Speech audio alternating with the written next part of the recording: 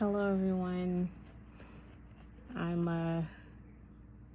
welcome again. I've had to redo the video, so I'm trying to minimize my level of annoyance because I was almost done with the other one. But anyway, I've already had to take, today is a super greens day, and I've already mixed it.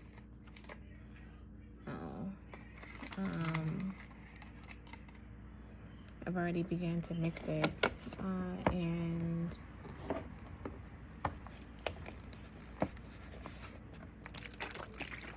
so I will say that since it's been a total of straight 3 weeks that I've been really doing it, and I've already seen, so I've done the super reds, and I like the super reds, but it tastes like beets. I actually like the taste of beets, but it's just that beets is an overpowering taste. And so even though it's not the only taste that you taste in it, it's just the most overpowering of all the tastes.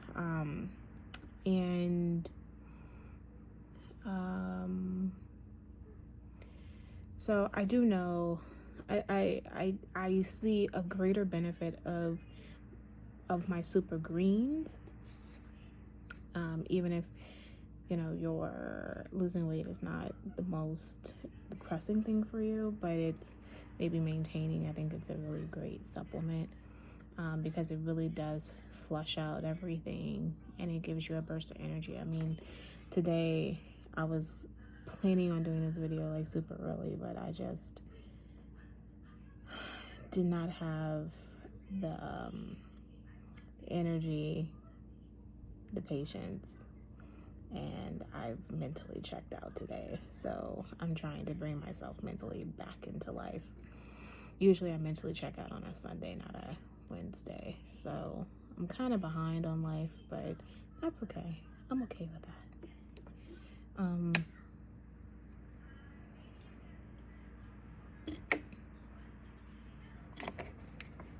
So that, and then, so I highly encourage you, I know for me, just even in my 3 weeks of really driving this and being consistent with my keto coffee, I've skipped a couple days of my keto coffee, so I must admit to that.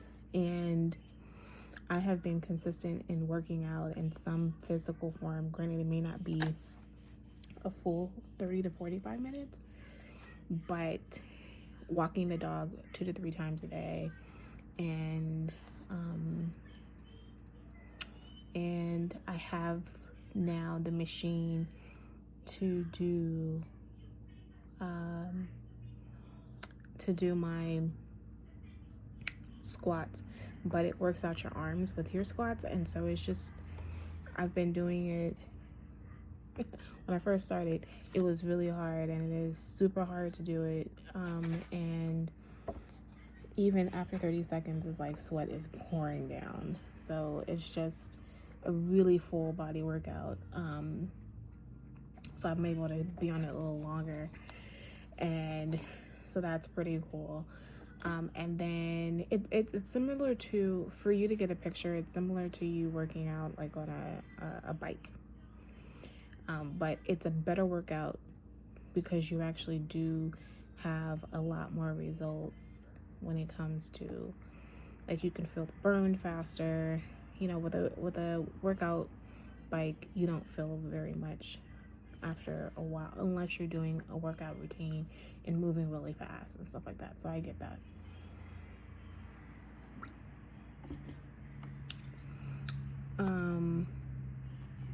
Okay, and so, like I said, I highly encourage for you to join me with the keto coffee, the super greens, and the body shapers. It's the and I use that quite a bit, and I can see that I'm beginning to really firm up, feel better, and and I'm taking notice in that. So hopefully by the end of the year, there'll be a huge difference. But also part of this is eating better, and so that's really taking place as well. And I also take vitamins, so that's really helpful. Like I take different types of vitamins. So I take like cranberry vitamins, iron, and zinc. A few other things. I know I take prenatal because the prenatal from Target is much easier on me than just taking regular women's vitamins. And I know there's something else. Oh, and my hair and nails vitamin. So I do that too. Okay. With that, I do like to say, like, first off, when it comes to reviews, I don't do any nerdy things because I'm on Nerdorama, and I really, really love being on Nerdorama. They allow me to be on there Fridays, and so I like to spend all my nerd stuff, like Agents of S.H.I.E.L.D. stuff, and I talk about that on Fridays. I really don't like to do it on this because I don't want to contradict, right? And so I do stuff on this daily thing that they would never be interested in, like, hair stuff and face stuff. Oh yeah, today I'm using my Chanel. Love it. Okay, so today, so a review, something that will never be talked on the show. So I don't want to switch it up. So today I won't talk about Agents of S.H.I.E.L.D., but I will talk about Greenleaf. I will say that Greenleaf to me, okay, so I attend church and I go to Fame of LA, and I was there since Cecil Murray was there, and and yes, there's scandals, I get it, but I will like to tell you that I do not get involved with much of the inner business or anything at church because I do not like I used to when the previous churches that I've attended. I don't like to be involved that way because I just feel like it's not a place. It makes it very, very difficult for me to be involved in being able to like praise the Lord and to be able to listen to them and take something from their message when I know that there are some things that they've done that are not cool. Things that they've said to people aren't been cool. Like, it just takes that away. And so I just decide not to, if I don't know anything, it just makes my experience with God better. And so that's kind of the approach that I've taken. So when I watch Greenleaf, it resonates with me, and it's not to be in a disrespectful way, right? So it's not to be like saying, it's not in a disrespectful way in the sense that I'm shocked that these people are behaving this way because, we are supposed to be praising God. Like, church is a business and it has to be handled in the business way, or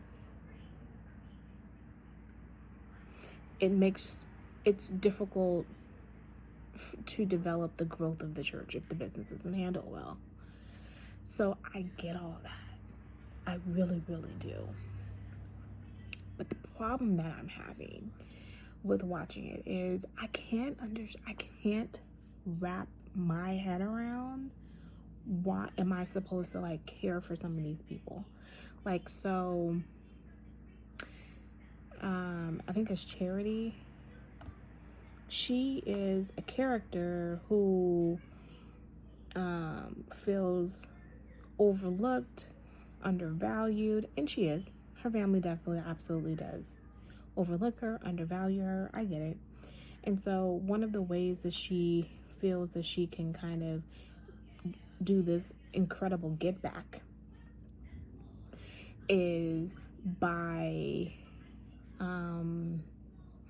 her get back is by hooking up with this other guy, and they had a plan to kind of overtake the church. And the funny thing about God is that you have this massive plan for evil, but you can justify it in your head for good. Like, taking over the church is clearly an evil thing, but you can justify it.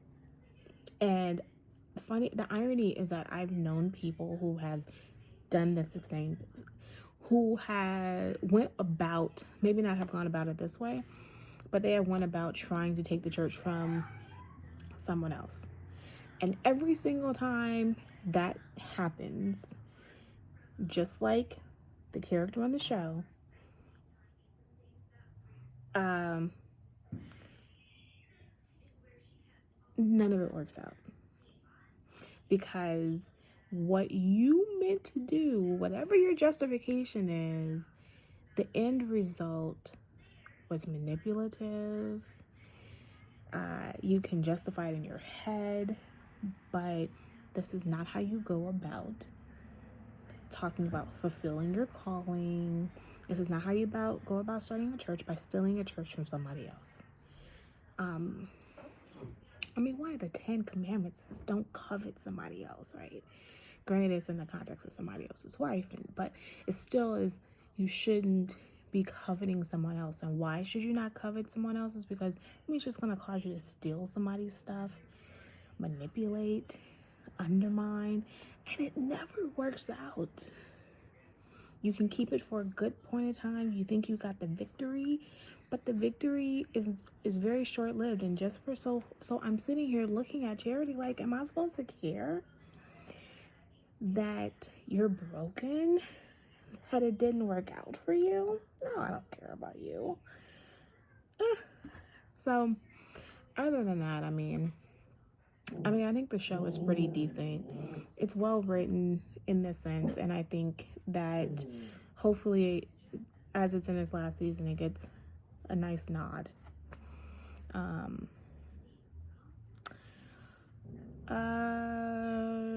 Because a lot of Black shows are ignored, and I think there's someone, Lena Waithe, made that comment a couple weeks ago, like how Black shows are really kind of ignored and disregarded, which is very true. And the OWN channel is definitely ignored and disregarded. Some of the stuff isn't very good, but the majority of it is. But there's a lot that's there that could be, especially Queen Sugar. Queen Sugar definitely deserves recognition. Okay, number 2, thing that I actually think is more valuable to talk about. There is a book, like, first of all, I love Audible, and that's kind of how I listen to my books. And there is a show. There is a book that I'm listening to called Sweet Taste Liberty. Sweet Taste of Liberty, a true story of slavery, restitution in America, by W. Caleb McDaniel, and it's read by Paul Heitzen. Paul Heitch. Let me get it right. So I love this book, and what this book is really, one of the things I like about this book is that it puts this case in context. And for many people who are still talking about reparations, and for the first time this year we had a congressional hearing on reparations. So reparations is something that we obviously definitely need to consider. And one of the things that they've been having a longer discussion about in this book, it's talking about the first time, not the first, but one of the largest cases that we really don't put in history books. One of the larger cases that talks about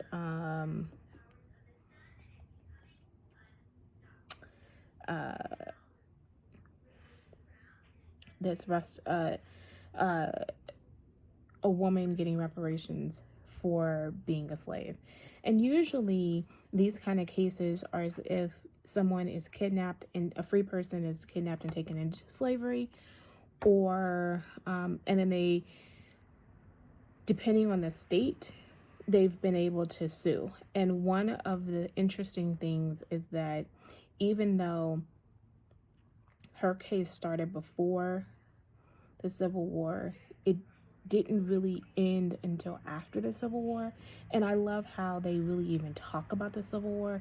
There's a few things, because they're talking about like Kentucky. They get into even Abraham Lincoln's positions, which I think more recently people are becoming aware that Abraham Lincoln, even though he was never for slavery, he was not for actually integration. And I think that he was never for slavery. He was never really he didn't really want to get rid of slavery. He still wanted to have a choice between it. Even though his views began to start pushing closer and closer to slavery, to abolishing slavery, but he also was for sending people back, sending these newly emancipated slaves out of the state, back to, and establishing Liberia and sending people to Liberia. So it's just a fascinating, really, really fascinating read, that they give you a context of the history, and then they plop us into her story and how she was evolving and developing. And I think that that's a really interesting and powerful story. She only gets $2,000, but it is a step into just understanding and justifying the necessity of giving reparations. And so I think that if you are a person who's interested in reparations, that conversation about reparations, this is a really good book to listen to. It's about 9 hours, 22, I think it's 22 chapters. And what's so fascinating to me about this is that when people start talking about like funding people, trying to fund and understand the legacy of slavery, the part of the problem with it is that it really seeps into everything, because why weren't blacks really available to, and how institutional wealth was being passed along, and seeing how wealth was being passed along. And it also shows you the interconnection between Europe and America, because of how, and there's a lot of books like Ma Flanders is a good example of how so many people who came to America to get rich, didn't work out, so like, let's fly back, or it did work out, but let me hide my wealth because I don't want to pay my creditors, and let me hurry up and ditch to leave out of the state. There's out of the states. It's just a really, really nicely put together book.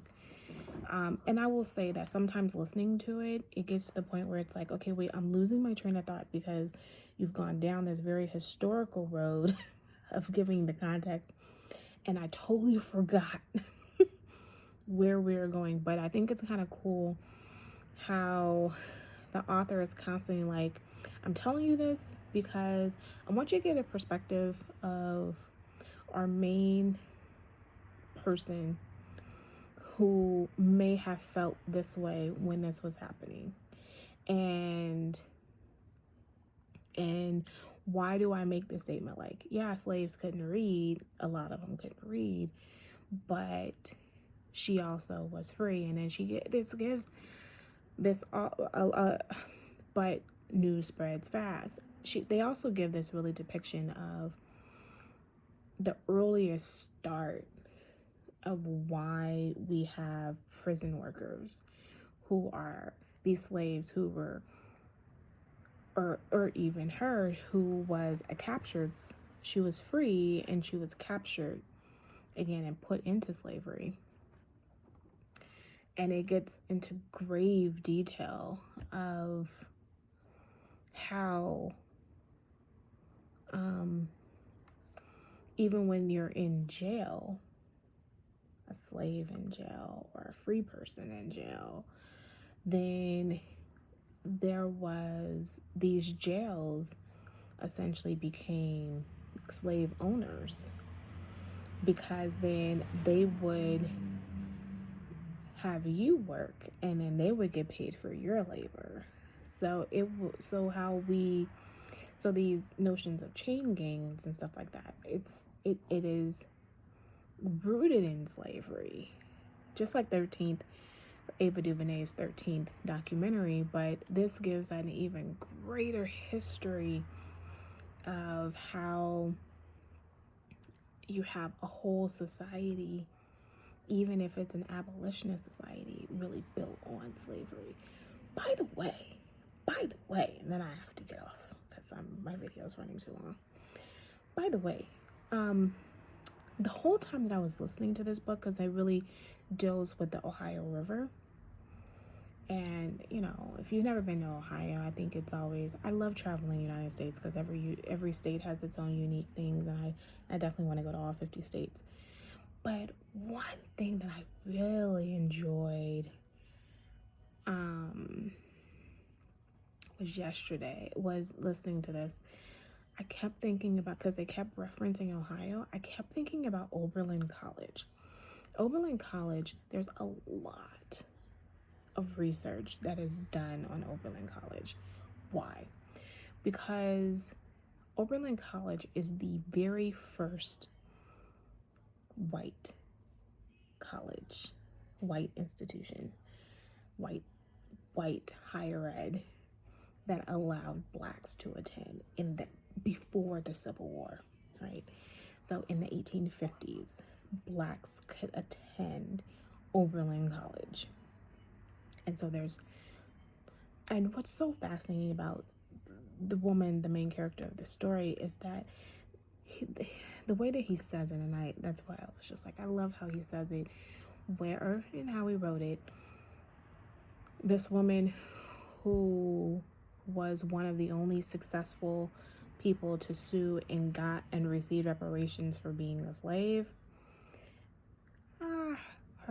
Her son is an attorney, and it's like, that is so cool that you have that part of your legacy, right?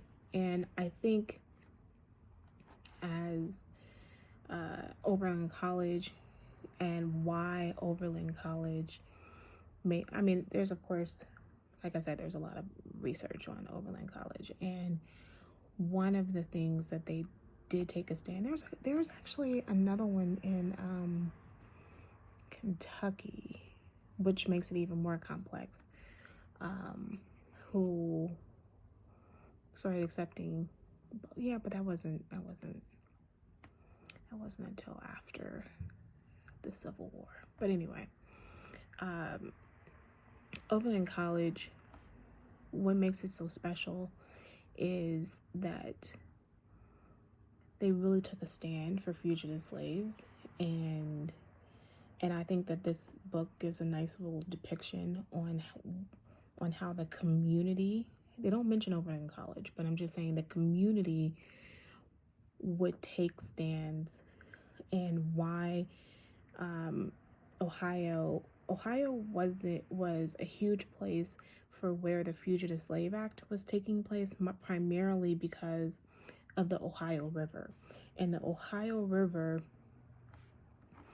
is a place where many slaves, of course, we know, crossed over to become free, but it's also a really great place for people who are trying to catch a free person and bring them back into slavery, because it's easier to get away because of being on the Ohio River and having it go down. And you can catch someone, send them downriver within less than 24 hours.